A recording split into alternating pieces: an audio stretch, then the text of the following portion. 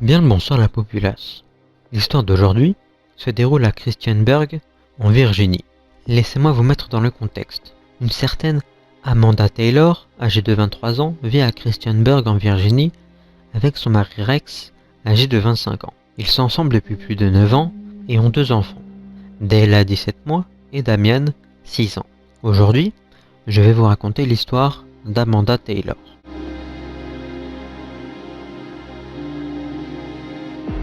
Amanda Taylor n'a jamais connu son père et a été élevée seule par sa mère en Floride jusqu'à l'âge de 11 ans. Puis à un moment, sa mère n'était plus en mesure de s'occuper d'elle à cause de sa dépendance à l'alcool. Du coup, son oncle Matthew a pris le relais. Elle quitte alors la maison familiale et emménage en Virginie avec son oncle Matthew, faisant de lui sa première figure paternelle. Lorsqu'elle rentre au lycée, elle rencontre un certain Rex qui deviendra son futur mari avec qui elle aura 2 enfants.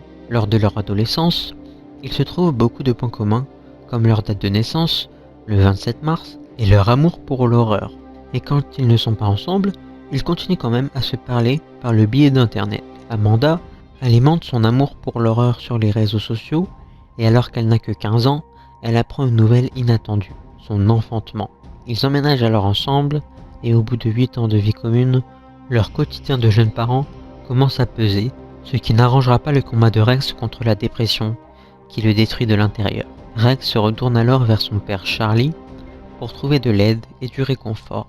Mais Charlie a déjà pas mal de problèmes à cause d'un accident qu'il a eu à son travail et du traitement prescrit par les médecins, un dérivé de la morphine, ce qui le rendra dépendant aux antalgiques. Mais il n'y a pas que lui, parce que Alan Taylor, le père de Charlie, était lui aussi malade et sous traitement. Du coup, Charlie se servait dans les médicaments de son père quand il était en manque. Il était constamment drogué. Il allait même jusqu'à en donner à son fils, Rex, pour soi-disant soigner sa dépression. Ce qui rendait Rex plus agressif, créant des disputes avec sa femme. Mais Rex commençait à devenir de plus en plus dépendant à l'alcool et aux antalgiques. Amanda savait qu'elle ne pourrait pas le changer et a donc décidé de se concentrer sur ses 2 enfants.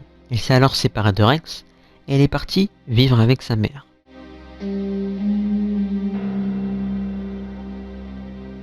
Après avoir quitté Rex, Amanda affiche un large sourire et décide de se ressaisir pour fêter les 7 ans de son fils Damian. Elle invite donc toute la famille, ainsi que Rex. Mais il n'est pas encore là, et la mère d'Amanda commence à s'inquiéter. Elle décide alors d'aller voir ce qu'il se passe chez Rex, et elle tombe alors sur une scène effroyable. Rex vient de mettre fin à ses jours en se pendant en plein milieu du salon. Elle a essayé de lui retirer la corde autour du cou, mais c'était trop tard, Rex était déjà mort. Lorsqu'Amanda, plus le temps avançait, et plus Amanda devenait de plus en plus obsédée par les horreurs circulant sur internet, laissant ses enfants de côté, s'enfonçant dans les néants virtuels du mal et de la destruction. Et elle commençait alors à publier des choses de plus en plus bizarres sur sa page Facebook, égayant la curiosité des gens et d'un certain Sean Ball, un homme de 32 ans, soi-disant ex-militaire. Amanda et Sean commence alors à faire connaissance et s'envoie de plus en plus de messages. Sean lui dit alors qu'il a servi dans les Marines. Amanda lui demande s'il a tué des gens et elle lui demande de lui raconter tout dans les moindres détails. Ils deviennent alors très proches et à peine 6 mois après le décès de son ex-mari Rex, Amanda invite Sean à venir passer une soirée avec ses amis. Sean avait les mêmes délires que le groupe et s'entendait bien avec tout le monde, mais on voyait très bien que Sean était red dingue d'Amanda. Il faisait tout pour l'impressionner en lui racontant comment il avait tué des gens en Afghanistan et en Irak. Le 27 mars 2015 était le jour d'anniversaire d'Amanda et de Rex. Ils sont alors tous partis sur la tombe de Rex, mais quelque chose n'allait pas. Amanda a sorti un couteau de son sac et a tenté de se donner la mort en essayant de se trancher la gorge pour, je cite, le rejoindre. Ils l'ont alors emmenée à l'hôpital et elle a été admise à l'hôpital de Radford en Virginie, dans une unité spéciale pour les personnes suicidaires. Elle accepte alors de suivre un programme de 7 jours, mais demande de partir au bout de 48 heures, se sentant mieux.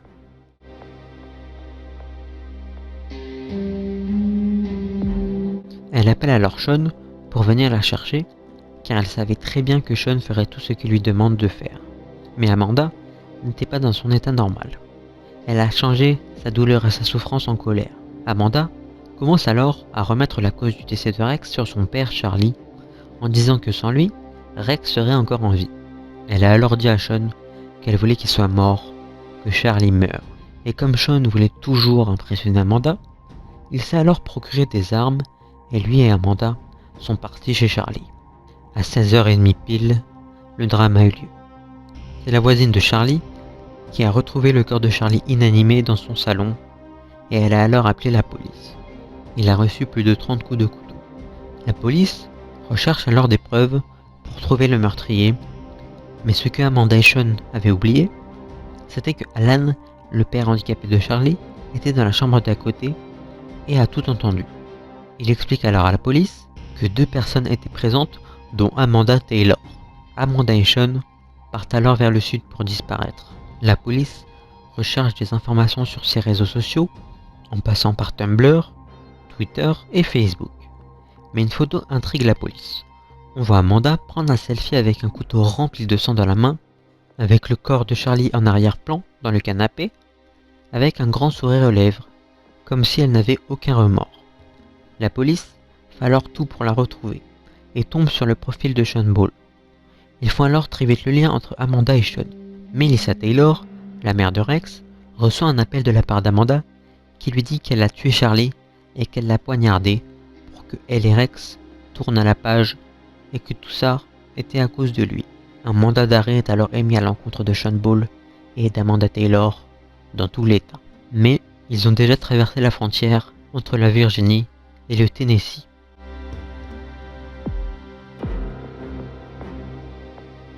Le 5 avril 2015, Amanda et Sean partent faire de nouvelles victimes avec l'idée de tuer toutes les personnes âgées de plus de 60 ans comme Charlie. Pendant ce temps, la police de Christiansburg fait une grande découverte. Un certain Sean Ball a en fait une double vie et n'a jamais servi ni l'armée ni la marine. Il a tout inventé, tout ça pour gagner le cœur d'Amanda. Mais le Sean là, il commença à se faire dessus.